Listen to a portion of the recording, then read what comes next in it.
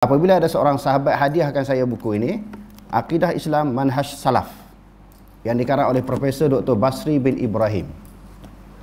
Lalu diminta saya membuat ulasan terhadap buku ini. Saya pun bacalah. Tak habis lagi, tapi banyak dah saya baca dan saya tengok tajuk-tajuk yang dibahaskan dalam kitab ini sangat menarik. Dan saya nak kempen sahabat-sahabat supaya beli buku ini.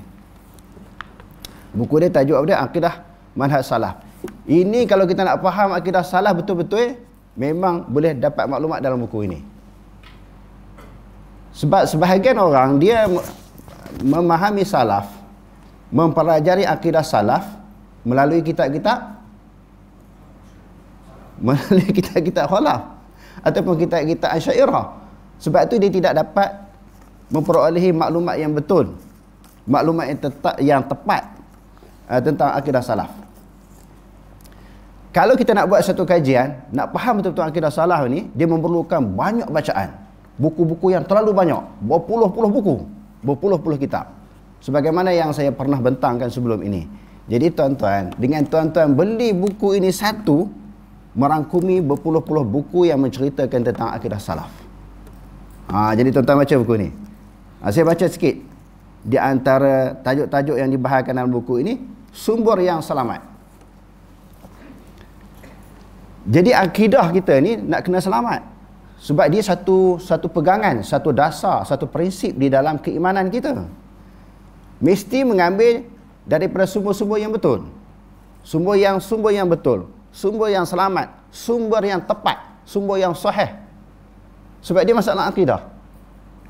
Jadi akidah salaf ini adalah bersumberkan kepada sumber yang betul dan tepat, iaitu Al-Quran dan hadis Nabi SAW.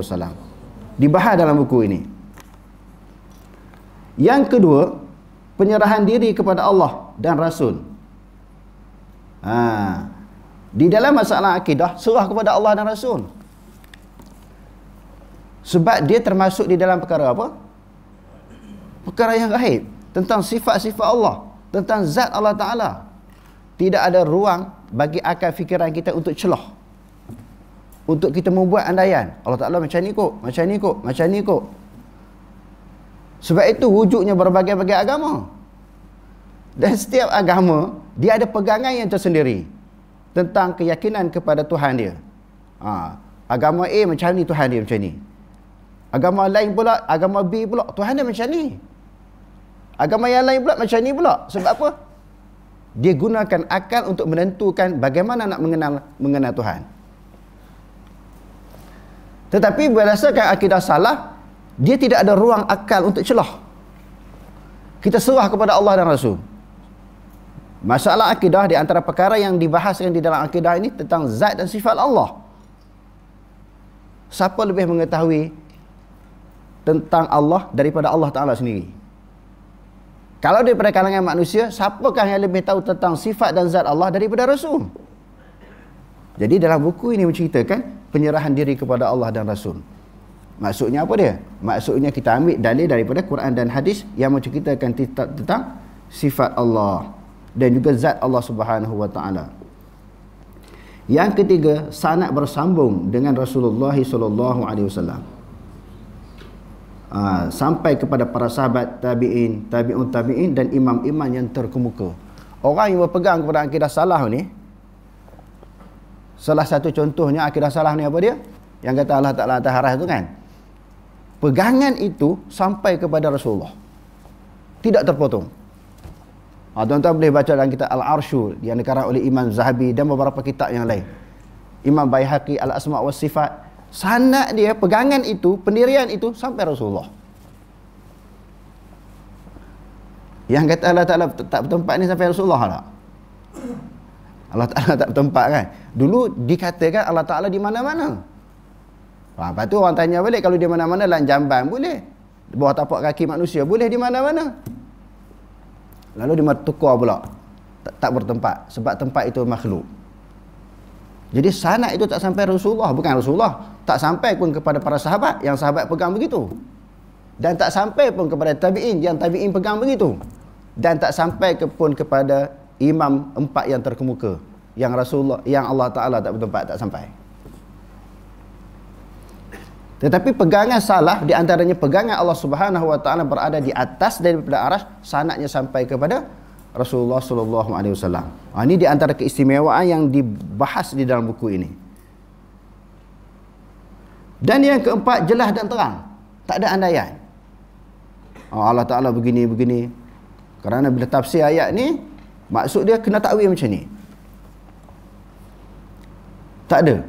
Apa yang disebut dalam Quran hadis itu jelas. Sebab tujuan Allah Subhanahu wa taala menurunkan Al-Quran untuk apa? Bukankah untuk difahami dan hasil daripada faham untuk kita beramal dengan Quran? Ini yang masalah ni. Ayat ni tak boleh difahami. Dia kena takwil. Kita dah jelas, kita dah bahas syarah dengan panjang masalah takwil ni. Ibnu Hajar Al-Asqalani di dalam Fathul Bari jilid yang ke-13. Jadi orang yang kata wajib takwil ni kena dengar dan kena baca kitab tu. Saya mula-mula saya baca dalam kitab Hujjatullahil Balighah Syah Waliullah Al-Kandahlawi, tetapi ibarat teks ataupun matan dia tak penuh. Bila saya tengok dalam Fathul Bari jelas. Dia kata Allah Subhanahu wa taala memerintahkan supaya rasul menyampaikan agama Islam. Ya ayyuhar rasul balligh ma unzila ilaika min rabbik. Sampaikan daripada Tuhanmu wahai rasul. Okey. Yang pertama Allah Taala suruh sampaikan. Rasulullah pun sampailah. Dan ketika Rasulullah sallallahu alaihi wasallam menyampaikan ajaran Islam, termasuklah bab akidah lebih-lebih lagi, penyampaian itu secara sempurna dan lengkap tanpa ada sebarang yang tercicir ataupun tertinggal. Kerana Allah Taala kata al-yauma akmaltu lakum dinakum wa atmamtu alaikum ni'mati wa raditu lakumul Islam madina. Islam itu dah lengkap. Dalam hadis Rasulullah tidak mentakwilkan mana-mana ayat Quran yang berkaitan dengan sifat dan zat Allah Subhanahu wa taala. Maka menunjukkan apa? Menunjukkan takwil tidak wajib, harus sahaja, jangan letak wajib. Dan Ibnu Hajar Al-Asqalani kata tidak dinakalkan daripada Nabi dan juga para sahabat yang mereka takwil tentang sifat Allah. Jadi kesimpulannya takwil ini harus sahaja. Dia bukan satu benda yang wajib. Jadi akidah salaf juga bersih daripada kekacauan dan kekeliruan. Terang jelas. Tak ada terlibat bercampur aduk dengan akidah falsafah. Dan pendirian ahli sunnah wal jamaah terhadap takwil. Saya tak boleh nak syarah panjang lah. Aku tidak, tuan-tuan tak belilah buku ni. Tuan-tuan nak tahu lebih lanjut, tuan-tuan beli buku ni. Bagaimana pendirian ahli sunnah wal jamaah tentang takwil? Tangan, takwil dengan apa? Kuasa. Mata dengan penglihatan ataupun ilmu. Apa dia lagi? Istawa dengan makna istaula. Ahli sunnah wal jamaah ni, ahli sunnah wal jamaah yang berdasarkan kepada akidah salaf, mereka tak takwil begitu. Sebab apa? Bila dikata takwil, ayat itu tidak boleh difahami secara zahir, maka apa yang dilakukan oleh Rasulullah dan para sahabat itu maknanya salah lah. Rasulullah tak faham tentang sifat-sifat Allah, sahabat pun tak faham. Sebab nak kena takwil baru faham. Yang kedua, mereka mengatakan pendirian ulama salaf ini tafwid. Tafwid ini serah makna kepada Allah Ta'ala, menunjukkan bahawa khalaf lebih faham daripada salaf tentang Quran dan hadis dan juga tentang sifat-sifat Allah. Quran dan hadis ni siapa lebih faham? Salaf ke khalaf? Yang terdiri daripada para sahabat, tabi'in, siapa lebih faham? Mereka lebih faham. Sebab itu mereka bukan tafwid sifat-sifat Allah, mereka isbat, mereka terima. Adapun yang tafwid serah adalah kafiat. Sebagaimana soalan yang dikemukakan kepada Imam Malik dan jawapan kepada soalan yang ditimbulkan itu. Bila Imam Malik dia tengah berceramah di dalam majlis ilmu, tengah mengajar, datang seorang lelaki tanya. Dia kata Allah Ta'ala sebut Ar-Rahmanu ala arsyistawa. Dia kata, wahai Syekh, kaifa istawa? Bagaimana istawa? Kafiat istawa. Dia tak kata ma makna istawa. Nampak? Jadi Imam Malik kata al-istiwa'u ma'lumun. Istiwa itu maknanya diketahui. Di sudut bahasa Arab diketahui. Hasil daripada jawapan Imam Malik ini, hadirin sekalian, menunjukkan para sahabat bukan dia tak tahu makna maklum. Yang mereka tak tahu kafiat. Menunjukkan salah dia isbat, bukan salah serah. Kalau kita tengok dalam kitab-kitab Asy'ariyah, kitab-kitab Khalaf, kitab-kitab yang bahas sifat 20 ni, salah serah. Salah ni macam tak reti apa. Salah ni tak reti Quran, tak reti tentang sifat Allah, mereka lebih kenal tentang sifat-sifat Allah. Jadi perbahasan ni disebut dengan panjang lebar dalam kitab ini, tuan-tuan kena baca. Dalil batalnya mazhab tafwid. Di antara perbahasan yang dikemukakan dalam buku ini, terbatalnya pegangan tafwid. Serah. Maknanya seolah-olah Allah Ta'ala turun Quran ni tak nak bagi orang faham. Tangan tak tahu. Macam untuk seorang Tok Guru tu lah. Dia pejam mata. Dia tak tahu salah pejam mata, dia kata. Dia rasa salah ni tolong macam dia. Dia duk rasa salah ni tolong macam dia. Istawa salah pejam mata, dia tak tahu. Yat salah tak tahu. Dia lebih reti pada salah. Salah lah yang lebih faham Al-Quran. Sebab itu Rasulullah kata khairul qurunil qarni. Sebaik-baik kurun dan zaman aku. Bukan sahaja zaman di sudut kekuatan iman, kekuatan hubungan dengan Allah, kekuatan ilmu juga. Mereka lebih hebat.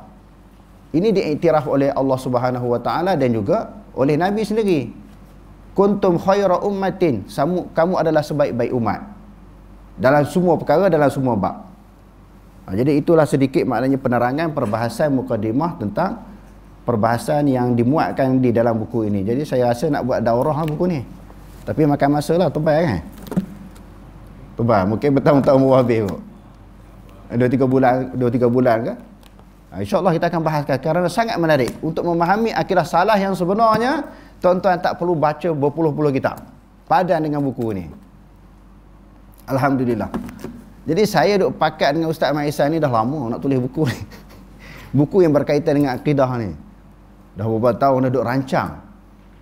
Tak jadi-jadi dan tak siap-siap. Ada saja halangan yang datang untuk kita siapkan sebuah buku yang berkaitan dengan akidah.